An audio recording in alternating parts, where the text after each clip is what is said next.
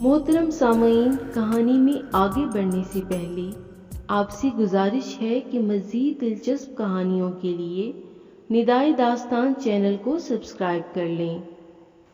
मैंने मौका पाकर उस तिलिस्म को तोड़ दिया।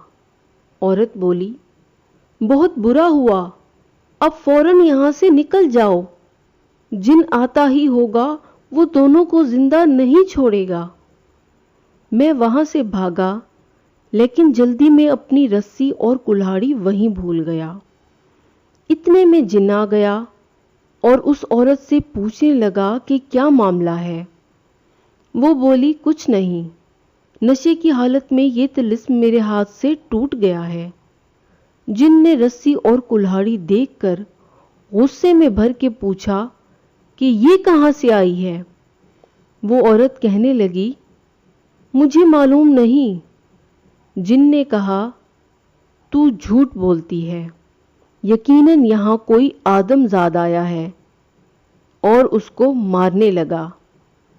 मैं दरवाजे के पास छुपा हुआ सब कुछ देख रहा था।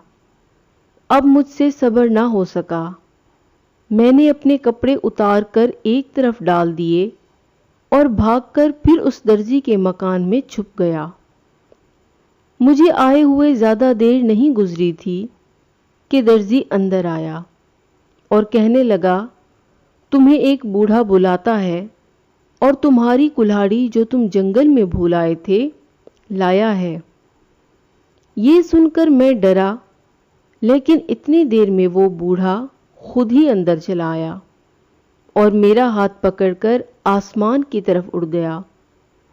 फिर उसी मकान में लाया जहां मैं और वो औरत 4 दिन तक रहे थे। इसके बाद औरत की तरफ मुतवज्जे होकर कहने लगा, ये है तुम्हारा वो आशिक? वो बोली, नहीं, मैं इसको जानती भी नहीं हूं कि ये कौन है। जिन ने कहा कि अगर तू सच्ची है तो मेरे सामने अपने हाथ से इसे कत्ल कर। औरत बोली कि अव्वल तो मुझ में उठने की ताब ही नहीं, और अगर उठूं भी तो एक बेगुनाह को क्यों कत्ल करूं। फिर जिन मुझसे कहने लगा, अच्छा तुम इसको कत्ल कर दो, ताकि मुझे यकीन आ जाए कि तुम्हारा इससे कोई ताल्लुक नहीं। मैंने कहा, आप ही गौर कीजिए, एक बेगुनाह औरत को कत्ल करके मैं अपनी आकबत क्यों खराब करूं। जिन गुस्से की हालत में था, उसने तलवार उठाकर पहले तो उस औरत के हाथ काटे और फिर गर्दन उड़ा दी, और फिर मुझसे कहने लगा, क्योंकि तुम्हारा जुर्म मुश्तबा है इसलिए कत्ल तो नहीं करता, लेकिन तुम्हें बंदर बनाए देता हूं ताकि एहतियात करो। मैं बहुत चीखा, रोया, पीटा, मगर उसने एक ना सुनी और मुझे बंदर बनाकर निकाल दिया। मैं 1 महीने तक इधर उधर फिरता रहा। आखिर एक दिन दरिया के किनारे के पास पहुंचा, जहां से जहाज किसी सिमत सफर करने को तैयार था। मैं भागकर जहाज में सवार हो गया। अहले जहाज मुझे मारने दौड़े। मैं परेशानी की हालत में जगह जगह सर छुपाता फिरता था। शोरोगुल सुनकर कप्तान आ गया। मैं उसके कदमों में लिपट गया।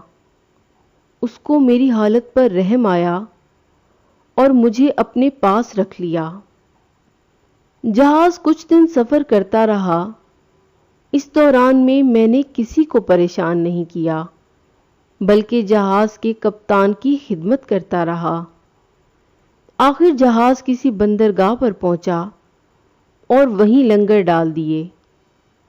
अभी लोग जहाज से उतरने नहीं पाए थे कि कुछ आदमी वहां के बादशाह की तरफ से जहाज पर आए और कहने लगे कि हमारे मुल्क का वजीर मर गया है और बादशाह ने हुक्म दिया है कि मैं अपना वजीर उस शख्स को मुकर्रर करूंगा जो पहले वजीर आजम की तरह खुशनवीस होगा।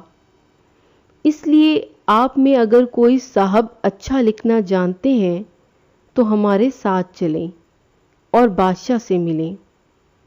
یہ کہہ کر ان لوگوں نے کچھ کاغذ اور قلم دوات نکالی تاکہ اگر کوئی شخص چلنے کو تیار ہو تو پہلے اس کا ابتدائی رسم الخط دیکھ لیا جائے۔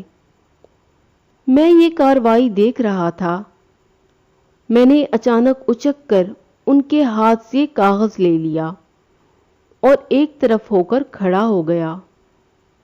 وہ سمجھے کہ اب یہ کاغذ پھاڑ دے گا، اس لیے مجھے مارنے دوڑے، لیکن کپتان جو میرے خصائل سے واقف ہو گیا تھا کہنے لگا، صبر کرو اور دیکھو کہ یہ کیا کرتا ہے۔ میں نے قلم اور دوات لی اور بیٹھ کر اطمینان سے اس کاغذ پر چند شعر لکھے۔ سب لوگ میری حرکتوں پر حیران تھے۔ میں نے وہ کاغذ بادشاہ کے کارندوں کو دے دیا۔ وہ میری خوشخطی دیکھ کر انگشت بدندہ رہ گئے اور مجھے لے کر بادشاہ کی خدمت میں حاضر ہوئے اور کل ماجرا بیان کیا۔ بادشاہ بہت خوش ہوا اور مجھے اپنے پاس رکھ لیا۔ میں نے بادشاہ کی شان میں کچھ قصیدے لکھے اور پیش کیے۔ دربار کے سب آداب و تعظیمات میں اسی طرح بجا لاتا تھا جیسے درباری لوگ ادا کرتے ہیں۔ بادشاہ اور سب لوگ میری حرکتوں سے متعجب تھے۔ ایک روز بادشاہ مجھے اپنے ساتھ زنانہ خانہ میں لے گئے تاکہ خواتین کو بھی میرے کمالات دکھائیں۔ جس وقت میں اندر گیا تو شہزادی نے فوراً پردہ کر لیا اور باپ سے کہنے لگی، آپ نامحرم کو کیوں گھر میں لا رہے ہیں؟ بادشاہ نے تعجب سے پوچھا کہ یہاں کون غیر ہے؟ شہزادی کہنے لگی، یہ بندر جو آپ کے ساتھ آ رہا ہے حیوان نہیں بلکہ انسان ہے، اور کسی نے سحر کر کے بندر کی شکل بنا دی ہے۔ بادشاہ نے کہا، کیا تم اس کو اصلی حالت میں لا سکتی ہو؟ شہزادی کہنے لگی کہ جی ہاں۔ بادشاہ بولا، پھر کوشش کرو۔ شہزادی نے اسی وقت ایک حصار بنایا اور اس میں بیٹھ کر کچھ پڑھنا شروع کر دیا۔ تھوڑی دیر میں ایک غبار سا چھا گیا اور اس کے بعد وہی جن سامنے آ کر کھڑا ہوا جس نے مجھے بندر بنایا تھا۔ شہزادی نے جن سے کہا کہ ملعون، تم نے وہ قسم توڑ دی جو حضرت سلیمان علیہ السلام کی کھائی تھی اور پھر شرارت شروع کر دی۔ وہ جن کچھ نہ بولا اور شیر کی شکل بن کر شہزادی پر حملہ آور ہوا، لیکن شہزادی پہلے ہی تیار تھی۔ اس نے فوراً تلوار سے اس کی گردن الگ کر دی۔ اس کے بعد وہ بچھو کی شکل میں سامنے آیا۔ شہزادی سانپ بن کر رینگنے لگی، بچھو عقاب بن کر اڑنے لگا تو شہزادی عقاب سیاہ بن کر پیچھے چلی۔ دونوں نظروں سے پوشیدہ ہو گئے۔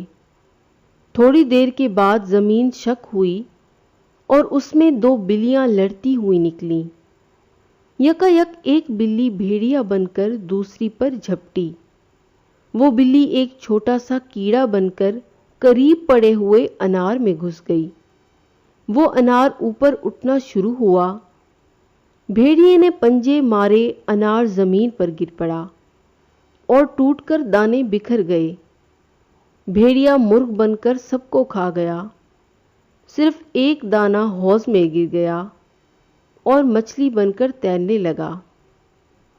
مرغ بھی ناکو بن کر حوض میں کود پڑا۔ پھر معلوم نہیں کیا ہوا، صرف اتنا نظر آیا کہ تمام حوض کا پانی تلاطم ہے۔ کچھ دیر میں تلاطم بند ہو گیا اور سامنے دو شعلے بھڑک رہے تھے۔ غور سے دیکھا تو معلوم ہوا جن اور شہزادی شعلہ جوالا کی صورت میں ایک دوسرے کے ساتھ مصروف پیکار ہیں۔ ہمارے قریب آ کر آگ اتنی بڑھی کہ تمام مکان میں آگ لگ جانے کا اندیشہ ہو گیا، لیکن شہزادی ان شعلوں کو برابر ٹھنڈا کرتی رہی۔ پھر ایک چنگاری میری آنکھ میں گر گئی اور آگ بجھ گئی۔ بادشاہ اور دوسرے لوگوں پر بھی شعلے گرے۔ ہم اس مصیبت سے پریشان تھے کہ شہزادی اپنی اصل صورت میں ظاہر ہوئی اور کہنے لگی کہ جن کو تو میں نے جلا دیا ہے، جلد تھوڑا پانی لاؤ تاکہ میں اس بندر کو اس کی اصل صورت میں لے آؤں، کیونکہ میرا بھی کام تمام ہو چکا ہے اور چند منٹ کی مہمان ہوں۔ پانی حاضر کیا گیا۔ شہزادی نے اس پر دم کر کر میرے اوپر چھڑکا تو میں فوراً اصلی حالت میں آ گیا۔ پھر شہزادی نے ایک چیخ ماری اور جل کر راکھ کا ڈھیر ہو گئی۔ یہ حالت دیکھ کر مجھے بہت صدمہ ہوا کہ وہ غریب صرف میری وجہ سے اپنی زندگی کھو بیٹھی ہے۔ بادشاہ کو بھی یہ صدمہ بے حد ہوا۔ وہ مجھ سے کہنے لگے کہ یہ مصیبت صرف تمہاری وجہ سے نازل ہوئی ہے، اس لیے یہی بہتر ہے کہ تم یہاں سے چلے جاؤ، ورنہ جب میں تمہیں دیکھوں گا تو جوان بیٹی کا غم تازہ ہو جائے گا۔ چنانچہ میں اسی وقت روتا ہوا وہاں سے چل دیا اور قلندر بن کر آج ہی بغداد میں آیا ہوں۔ اب زبیدہ نے اس کا قصہ سن کر کہا، تمہارا قصور معاف کرتی ہوں اور تمہیں اجازت ہے کہ یہاں سے چلے جاؤ۔ لیکن اس نے بھی باقی لوگوں کا حال سننے کی اجازت چاہی اور ایک طرف کھڑا ہو گیا۔ اب تیسرا قلندر اٹھا اور اپنی داستان شروع کی۔